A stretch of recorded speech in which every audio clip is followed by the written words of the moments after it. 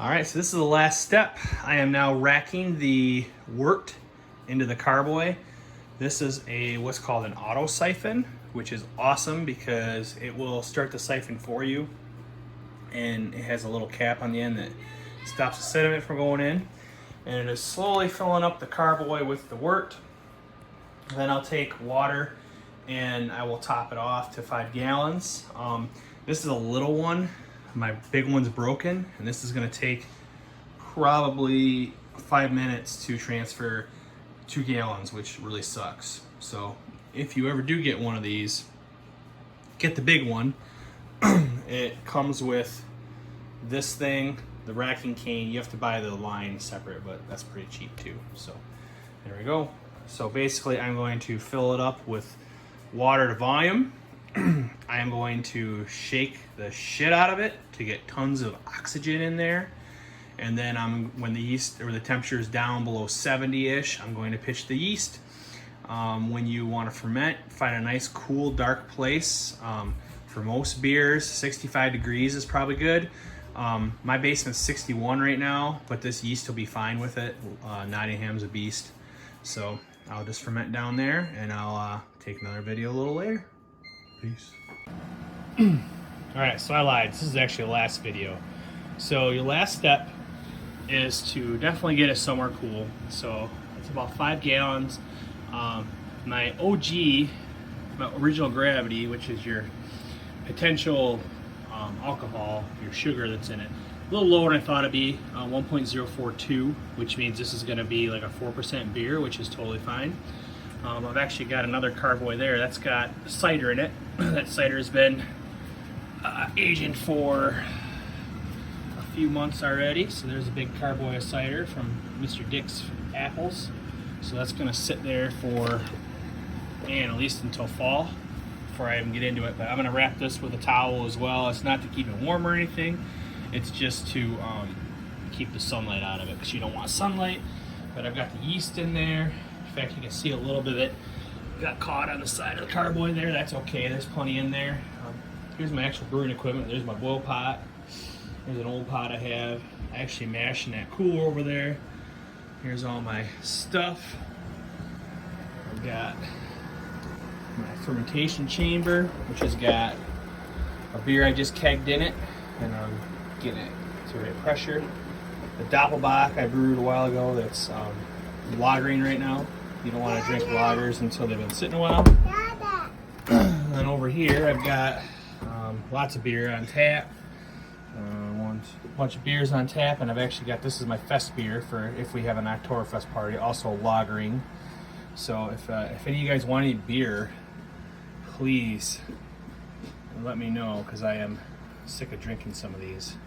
But yeah, so there's my setup. All my grains are over there. Got some beer bottled. All the stuff. It's kind of messy down here. It's my dirty basement. So, alright, it's all beer. It's yummy. That's one of my wife's wraps. I should take that upstairs. All right. So if you have any questions, go ahead and ask. I'll tell you what I know, and don't feel ashamed to. If you want to start with extract, that kit was $40. All you need is a pot and a bucket, and $40, so you can brew beer. So good luck. Okay, so this guy has been fermenting already. It's been about 10 hours since we pitched. If you look, that layer on top, that is Krausen, and it's hard to see, but there's stuff floating around in suspension, so the yeast is doing a good job in there. There's some sediment and stuff floated down to the bottom already, and some yeast, and it's eating the sugars and pooping out CO2 and alcohol. So that's what's going to make it booze. And this is the airlock. This allows gas to escape without anything going in. So there's just some sanitized water in here to keep it from getting out. A lot of people actually use like cheap vodka like 5 o'clock because it kills all the germs on the way in.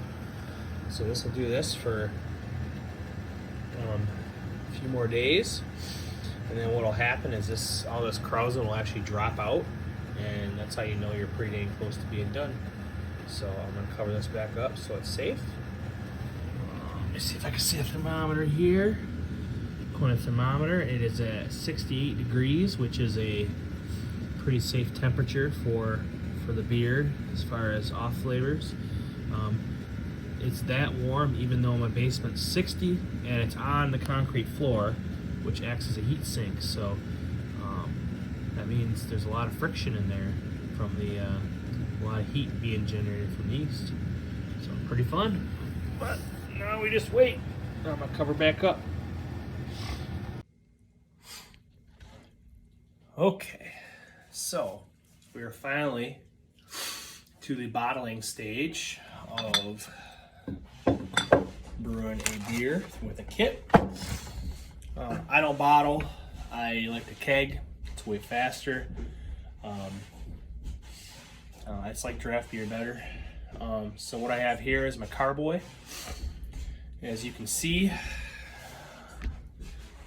the krausen that was all up here is gone. It's all settled down. The yeast and all the sediment is a nice cake down here on the bottom. I cold crash this for a couple days, which means I put it into a cold chamber.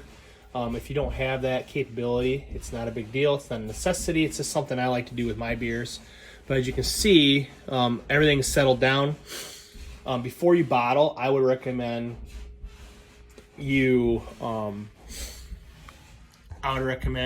setting it out a little bit for a while. I actually pulled this out of the chamber yesterday and didn't get around to bottling it because I had some stuff going on. But so it's just been sitting here on top of this kegerator for a day or so, and it's fine. The settlement settled out. Whenever you move it, it's gonna stir up a little bit. So I followed directions, put 3.5 ounces of priming sugar in 2 cups of water, got it to 5 minutes to boil. That is in the bottom of a bucket over here. So I've got a bottling bucket. It's got a spout on the side. Whenever you use these, you gotta be really careful. Really make sure you clean that really well, because that's a easy source of infection. Easy place you can get bacteria you don't want. As you can see, my hose actually goes all the way down to the bottom because you do not want any oxygen here at all. You want the least amount of oxygen entering your beer after fermentation as possible, or else it's going to be nasty. So I'm going to use my auto siphon, which I'm racking the beer right on top. So this thing right here is sucking the beer up, and this is a big 1/2-inch one. I went out and bought one since my last video because holy crap, the 3/8 one took forever. That thing is going down fast. As you can see down there, it is swirling around, but it is not agitating enough to have oxygen. If you notice, there's no bubbles really down there, so it's looking pretty good. I will, in just a few minutes, when this is done, I'll do the last video of how to bottle and how to fill up bottles safely and effectively and all that good stuff. You got to see my face finally. All right, last video. So to bottle, I have the beer racked in here with the sugar water solution at the bottom. My thing is dripping a little bit because I didn't do a very good job getting that on there, but I don't really care because this beer is pretty lame. But anyway, I put a little 3/8 tube on the end of here so that it reaches all the way to the bottom because you do not want oxygen. I've already bottled off a few 12-ounce bottles. There's my capper. I have a bunch of these big 32-ounce Grolsch bottles. I filled some of those up because I freaking hate bottling. It's the worst, literally why I got into kegging. I'll do my best to do this one-handed, but I'll put the bottle on all the way down to the bottom. Here, maybe I can flip this around. Not anymore. I'm gonna open the spout, and then that bottle's gonna fill up. I'm probably gonna have a beer over my leg. Nope, got it. So then you want the bottle fill up. That's a little low, but I'm not worried about it. There you go. You do that. I have caps and sanitizer. So they're nice and sanitized. Put it over here on my old counter capper, bench capper. And there you go. Boom, a bottled beer. So you'll want to let those somewhere dark. They say cool, but honestly, if it's too cool, the yeast won't carb the beer for you. So I tend to put these in boxes and bring them upstairs in my house, and they'll be ready to drink. I usually pop one after a week to see how the carb is on it. And if it's not carb yet, I'll wait another week. And then once I find one that's carved, I start drinking them. So there you go. Brewing beer from start to finish. This is the worst part. That's why we keg.